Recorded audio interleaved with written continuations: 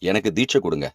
பிறப்பும் இறப்பும் நிகழாத அழிவற்ற அந்த உலகத்துக்கு நான் போகணும். எனக்கு தியானம்ன்ற வழிகாட்டுங்கன்னு சொன்னான்.